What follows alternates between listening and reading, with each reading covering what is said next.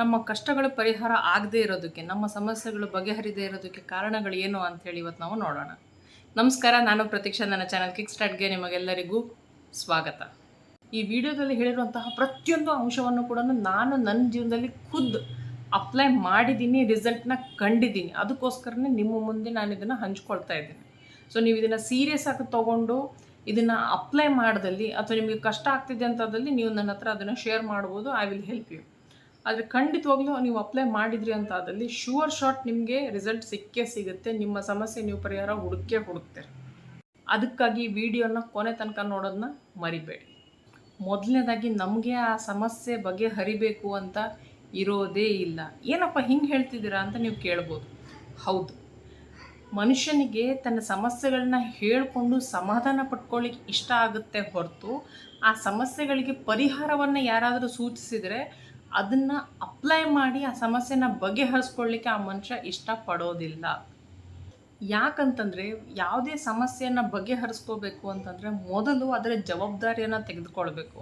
ನಾವು ಯಾವಾಗ ಬೇರೆಯವ್ರ ಮೇಲೆ ಬ್ಲೇಮ್ ಮಾಡ್ತಾ ಇರ್ತೀವೋ ಆಗ ನಾವು ಜವಾಬ್ದಾರಿಯನ್ನು ತೆಗೆದುಕೊಳ್ಳಲ್ಲ. ನಾವು ಜವಾಬ್ದಾರಿ ತೊಗೊಳ್ಳಲ್ಲ ಅಂತಂದರೆ ಆ ಸಮಸ್ಯೆಗೆ ಪರಿಹಾರ ಹುಡುಕ್ಲಿಕ್ಕೆ ನಾವು ಯೋಚನೆ ಮಾಡೋದಿಲ್ಲ, ಅದ್ರ ಬಗ್ಗೆ ಆ್ಯಕ್ಷನ್ ಕೂಡ ನಾವು ತೊಗೊಳ್ಳೋದಿಲ್ಲ. ಹಾಗಾಗಿ ಮೊದಲನೇದಾಗಿ ಆ ಸಮಸ್ಯೆ ಬಗೆಹರಿಬೇಕು ಅಂತ ನಮಗೆ ಮನಸ್ಸು ಇಲ್ಲದೆ ಇರೋದು. ಎರಡನೇದು, ಇಲ್ಲ ನನಗೆ ಸಮಸ್ಯೆ ಪರಿಹಾರ ಬೇಕೇ ಬೇಕು, ಆದರೂ ಕೂಡ ನನಗೆ ಇದಕ್ಕೇನು ಪರಿಹಾರ ಅಂತ ಗೊತ್ತಾಗ್ತಾ ಇಲ್ಲ ಅಂತಂದರೆ ನೋಡಿ, 3 ರೀತಿಯಲ್ಲಿ ನಾವು ಇದನ್ನು ಪರಿಹಾರ ಮಾಡ್ಕೋಬೋದು. ಮೊದಲನೇದಾಗಿ ಅದಕ್ಕೆ ಒಂದು ಆ್ಯಕ್ಷನ್ ತೊಗೊಳ್ಳೋದು, ಅದ್ರ ಬಗ್ಗೆ ನಾವು ಒಂದು ಹೆಜ್ಜೆ ಇಡೋದು. ಎರಡನೇದು, ಆ ಸಮಸ್ಯೆಗೆ ಪರಿಹಾರ ಇಲ್ಲ ಅಂತಾದರೆ ಆ ಪರಿಸ್ಥಿತಿಯನ್ನು ಆಕ್ಸೆಪ್ಟ್ ಮಾಡೋದು, ಸ್ವೀಕಾರ ಮಾಡೋದು, ಆ ಪರಿಸ್ಥಿತಿ ಏನಿದೆಯೋ ಅದನ್ನು. ಇನ್ನು ಮೂರನೇದು, ನಿರ್ಲಕ್ಷ್ಯ ಮಾಡೋದು. ಅಂಥದ್ದೇನು ಇಂಪಾರ್ಟೆಂಟ್ ಇಲ್ಲ ಅಂತಂದರೆ ಇಗ್ನೋರ್ ಮಾಡ್ಬೋದು. ನಾವಿದು ಮೂರನ್ನು ಕೂಡ ಮಾಡಲಿಕ್ಕೆ ತಯಾರಿರೋದೇ ಇಲ್ಲ.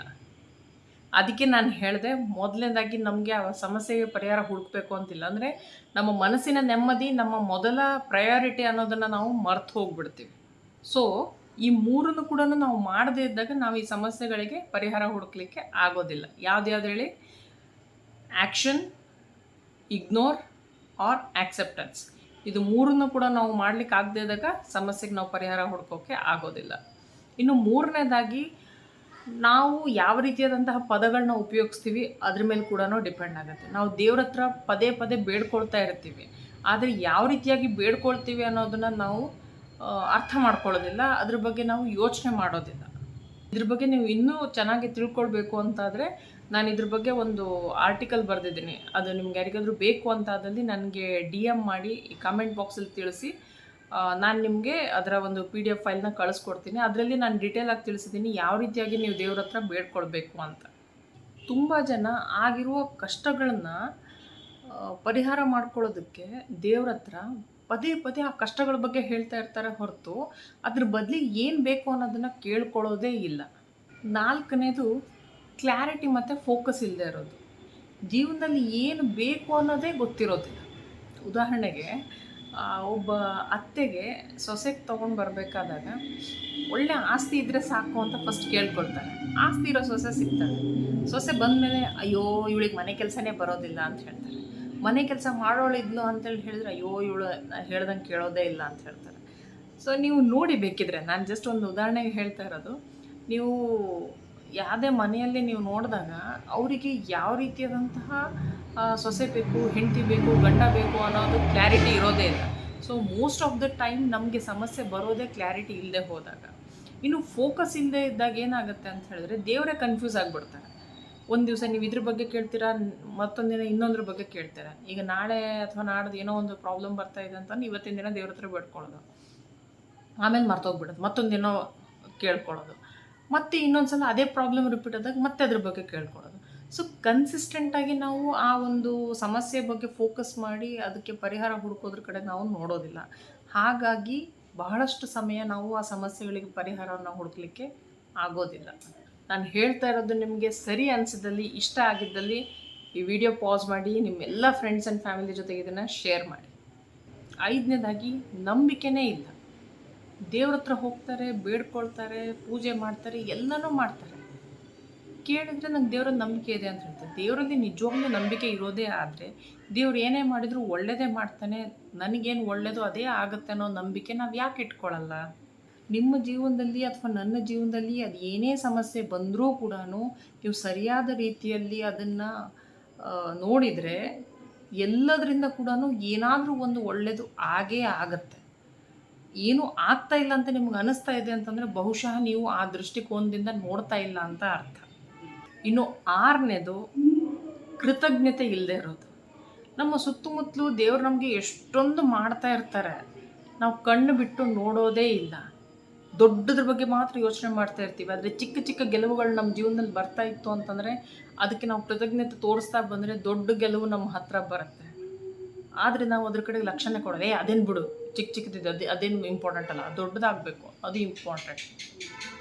ನೀವು ಇಮ್ಯಾಜಿನ್ ಮಾಡಿ, ನೀವು ಯಾರಿಗೋ ಒಬ್ಬರಿಗೆ ಚಿಕ್ಕ ಪುಟ್ಟ ಗಿಫ್ಟ್ ಕೊಡ್ತಾ ಇರ್ತೀರ, ಅವ್ರು ಅದ್ರ ಬಗ್ಗೆ ನಿಮಗೆ ಥ್ಯಾಂಕ್ಫುಲ್ ಆಗದೆ ಹೋದಲ್ಲಿ, ನಿಮಗೆ ಅದ್ರ ಬಗ್ಗೆ ಅವರು ಪ್ರೀತಿಯಿಂದ ಥ್ಯಾಂಕ್ ಯು ಸೋ ಮಚ್, ನೀವು ಕೊಟ್ಟಿದ್ದಕ್ಕೆ ಎಷ್ಟು ಪ್ರೀತಿ ಮಾಡ್ತೀರಾ ಅಂಥೇಳಿ ಒಂದು 4 ಒಳ್ಳೆ ಮಾತು ಆಡದೆ ಹೋದರೆ ನೀವು ಮತ್ತೊಮ್ಮೆ ಅವ್ರಿಗೆ ಏನಾದರೂ ಕೊಡ್ತೀರಾ? ಇಲ್ಲ ಅಲ್ವಾ? ನಮ್ಮದು ಇಷ್ಟು ಚಿಕ್ಕ ಬುದ್ಧಿ ಇದ್ದುಕೊಂಡೇ ನಮ್ಗೆ ಇಷ್ಟು ಈಗೋ ಇದೆ ಅಲ್ವಾ? ಅಂಥದ್ರಲ್ಲಿ ಯೂನಿವರ್ಸ್ ದೇವರು, ನಮ್ಮ ಎಲ್ಲರನ್ನ ನೋಡ್ಕೊಳ್ಳೋವಂಥ ದೇವರು, ಅವ್ರು ಎಲ್ರಿಗೂ ಎಲ್ಲನೂ ಕೊಡಬೇಕಾದಾಗ ನಾವು ಕೃತಜ್ಞತೆಯನ್ನು ತೋರಿಸದಿದ್ರೆ ಹೆಂಗೆ? ನೆನ್ಪಿಟ್ಕೊಳ್ಳಿ, ಯಾವಾಗಲೂ ನೆನ್ಪಿಟ್ಕೊಳ್ಳಿ, ನಿಮ್ಮ ಜೀವನದಲ್ಲಿ ನಿಮಗೆ ತುಂಬ ಸಮಸ್ಯೆ ಇದೆ, ಟೆನ್ಷನ್ ಇದೆ ಅಂಥೇಳಿ ನಿಮ್ಗೆ ಅನ್ನಿಸ್ತಾ ಇದೆ ಅಂತಾದರೆ ನಿಮ್ಮ ಜೀವನದಲ್ಲಿ ಕೃತಜ್ಞತೆಯ ಅಂಶ ಕಡಿಮೆ ಇದೆ ಅಂತ ಅರ್ಥ. ನಮ್ಮ 21 ದಿನದ ಮ್ಯಾಜಿಕಲ್ ಲೈಫ್ ಪ್ರೋಗ್ರಾಮಲ್ಲಿ 21 ದಿವಸ ಬೇರೆ ಬೇರೆ ಆದಂತಹ ಆ್ಯಕ್ಟಿವಿಟೀಸ್ ನಾವು ಕೊಡ್ತೀವಿ. ಗ್ರ್ಯಾಟಿಟ್ಯೂಡ್ ಬಗ್ಗೆ, ಕೃತಜ್ಞತೆ ಬಗ್ಗೆ ಒಳ್ಳೆ ಇಂಟ್ರೆಸ್ಟಿಂಗ್ ಟಾಪಿಕ್ಸ್ ಇರುತ್ತೆ. ಅದರಲ್ಲಿ ನಾನು ಅಬ್ಸರ್ವ್ ಮಾಡ್ದಂಗೆ ಏನಪ್ಪ ಅಂತಂದರೆ, ಎಲ್ಲರ ಲೈಫಲ್ಲಿ ಕೂಡ ಸಮಸ್ಯೆಗಳಿಗೆ ಮುಖ್ಯ ಕಾರಣನೇ ಇಲ್ಲಿ ಇರೋದು, ಕೃತಜ್ಞತೆಯಲ್ಲೇ ಅಭಾವ ಇರೋದು. ಸೊ ಅವ್ರು ಎಲ್ಲರೂ ಕೂಡ ಯಾವಾಗ ಇದನ್ನು ಅರ್ಥ ಮಾಡ್ಕೊಳ್ತಾರೋ ಆಟೋಮೆಟಿಕ್ಲಿ ಅವ್ರ ಲೈಫಲ್ಲಿ ಚೇಂಜಸ್ನ ನಾನು ಕಂಡಿದ್ದೀನಿ. ನೀವು ಬೇಕಿದ್ರೆ ನನ್ನ ಸ್ಟೂಡೆಂಟ್ಸ್ಗಳಿಗೆ ಕೇಳ್ಬೋದು. ನಿಮಗೂ ಇಂಟ್ರೆಸ್ಟ್ ಇತ್ತು ಅಂತ ಹೇಳಿದ್ರೆ ನೆಕ್ಸ್ಟ್ ಬ್ಯಾಚಲ್ಲಿ ನೀವು ಸೇರ್ಕೊಳ್ಬೇಕು ಅಂತಿದ್ರೆ ನೀವು ನನಗೆ ಕಮೆಂಟ್ ಅಲ್ಲಾದರೂ ತಿಳಿಸಿ, ಇಲ್ಲ ನನಗೆ ಇನ್ಸ್ಟಾಗ್ರಾಮಲ್ಲಿ DM ಆದರೂ ಮಾಡಿ. It's a very beautiful program. ನನ್ನ ಲೈಫ್ ಅಂತೂ ಅದರಿಂದ ತುಂಬಾ ಚೇಂಜ್ ಆಯಿತು. ನನ್ನ ಸ್ಟೂಡೆಂಟ್ಸ್ ಲೈಫಲ್ಲೂ ಕೂಡ ತುಂಬ ಚೇಂಜಸ್ ಬಂದಿದೆ. ಅದಕ್ಕೋಸ್ಕರ ನಾನು 100% ಶ್ಯೂರ್ ಶಾಟ್ ಹೇಳ್ತಾ ಇದ್ದೀನಿ, ನಿಮ್ಮ ಲೈಫಲ್ಲಿ ಸಮಸ್ಯೆಗಳನ್ನ ಬಗೆಹರಿಸ್ಕೋಬೇಕು ಅಂತಿತ್ತು ಅಂತಾದಲ್ಲಿ ಗ್ರ್ಯಾಟಿಟ್ಯೂಡ್ನ ನಿಮ್ಮ ಲೈಫಲ್ಲಿ ತೊಗೊಂಡು ಬನ್ನಿ. ಇನ್ನು ಕೊನೆಯದಾಗಿ ಸರಿಯಾದ ರೀತಿಯಾದಂತಹ ಗೈಡೆನ್ಸ್ ಇಲ್ಲದೆ ಇರೋದು. ನನ್ನ ಲೈಫಲ್ಲಿ ಯಾವಾಗ ಮೆಂಟೋರ್ ಬಂದರೋ 2 ವರ್ಷದ ಹಿಂದೆ, ಪಟ ಪಟ ಪಟ ನನ್ನ ಎಲ್ಲ ಸಮಸ್ಯೆಗಳು ನಿವಾರಿಸ್ಕೊಂಡು ಹೋದು. ನಾನು 14 ವರ್ಷದ ಹಿಂದೆ ನನ್ನ ಜೀವನದಲ್ಲಿ ಗುರುಗಳು ಬಂದರು. ಆಗ ಕೂಡ ಅಷ್ಟೇ, ಎಲ್ಲ ಸಮಸ್ಯೆಗಳಾಗಿ ನನಗೆ ಕಾಣೋದೇ ನಿಂತು ಹೋಯಿತು. ಬೇರೆಯವರು ಆ ಸಮಸ್ಯೆಗಳನ್ನ ನೋಡೋದಕ್ಕೂ ನಾನು ಆ ಸಮಸ್ಯೆಯನ್ನು ನೋಡಿ ಅದನ್ನು ಎಂಜಾಯ್ ಮಾಡೋದಕ್ಕೂ ತುಂಬಾ ವ್ಯತ್ಯಾಸ ಇರುತ್ತೆ. ಅದರಲ್ಲೂ ಎಸ್ಪೆಷಲಿ ನಾನು ಈ ಒಂದು ಬೆಳವಣಿಗೆಗಂತಲೇ ಮೆಂಟೋರ್ಸ್ಗಳನ್ನ ಹೈಯರ್ ಮಾಡಿದಾಗ ನನ್ನ ಲೈಫಲ್ಲಾದಂತಹ ಒಂದು ಬದಲಾವಣೆನೇ ಅದ್ಭುತ. ಇವನ್ ನನ್ನ ಸ್ಟೂಡೆಂಟ್ಸ್ಗಳದ್ದು ಅಷ್ಟೇ, ಅವರು ಕೂಡ ಅದೇ ಹೇಳೋದು, ಯಾವಾಗಿಂದ ನಮ್ಮ ಲೈಫಲ್ಲಿ ನೀವು ಬಂದಿದ್ದೀರೋ ಆಗಿಂದ ಫುಲ್ ಟ್ರಾನ್ಸ್ಫಾರ್ಮೇಷನ್ನ ನಾವು ಕಾಣ್ತಾ ಇದ್ದೀವಿ ಅಂತ. ಸೊ ನೀವು ಯಾರ ಹತ್ರ ಆದರೂ ಹೋಗಿ ಒಬ್ಬ ಗುರುಗಳನ್ನ ನಿಮ್ಮ ಜೀವನದಲ್ಲಿ ಸ್ವೀಕಾರ ಮಾಡಿ. ಓಕೆ, ಸೊ ಆ ಗುರುಗಳನ್ನ ಅಥವಾ ಯಾರೇ ಒಬ್ಬ ಮೆಂಟೋರ್ ಆಗಿರ್ಬೋದು, ನಿಮಗೆ ನಾನು ಕೂಡ ಇದ್ದೇನೆ, ನೀವು ಬೇಕಿದ್ರೆ ನನ್ನ ಹತ್ರ ಕೂಡ ಗೈಡೆನ್ಸ್ ತೊಗೋಬೋದು. ನಮ್ಮಲ್ಲಿ ಕೂಡ ಬೇರೆ ಬೇರೆ ಪ್ರೋಗ್ರಾಮ್ಸ್ಗಳಿವೆ.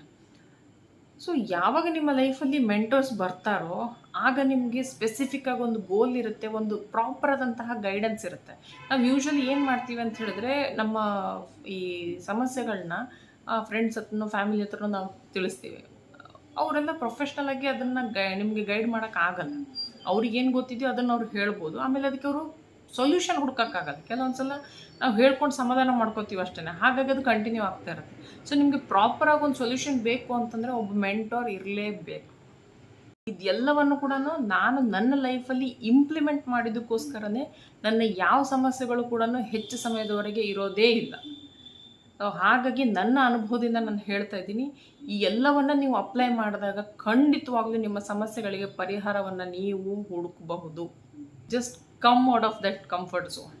ಆ ವಿಕ್ಟಿಮ್ ಮೆಂಟಾಲಿಟಿಯಿಂದ ಮೊದಲು ಹೊರಗೆ ಬನ್ನಿ. ನನ್ನ ಜೊತೆಗೆ ಆಗ್ತಿದೆ, ಬಿಟ್ಬಿಡಿ. ಆಗ್ತಾಯಿದೆ ಸರಿ, ಏನು ಮಾಡಬಹುದು, ನಾನು ಏನು ಮಾಡಿದರೆ ನಾನು ಸಂತೋಷವಾಗಿರ್ಲಿಕ್ಕಾಗತ್ತೆ, ಆ ಸಂತೋಷ ಹುಡ್ಕೋದು ಹೇಗೆ ಅಂತೇಳಿ ಯೋಚನೆ ಮಾಡೋಕ್ಕೆ ಶುರು ಮಾಡಿ. ಸಮಸ್ಯೆಗಳಿಗೆ ಪರಿಹಾರಗಳು ತಾನೇ ಸಿಗ್ಲಿಕ್ಕೆ ಶುರು ಆಗುತ್ತೆ. ನನ್ನ ವಿಡಿಯೋ ನಿಮಗೆ ಇಷ್ಟ ಆದಲ್ಲಿ ಲೈಕ್ ಮಾಡಿ, ಹಾಗೆ ಕಮೆಂಟ್ ಮಾಡಿ. ಯಾರಿಗಾದರೂ ಇದರಿಂದ ಉಪಯೋಗ ಆಗತ್ತೆ ಅಂತಾದಲ್ಲಿ ದಯವಿಟ್ಟು ಶೇರ್ ಮಾಡಿ. ಮತ್ತೊಮ್ಮೆ ಮತ್ತೊಂದು ವಿಷಯದೊಂದಿಗೆ ಮತ್ತೆ ಸಿಗೋಣ. ಅಲ್ಲಿವರೆಗೆ ನಮಸ್ಕಾರ.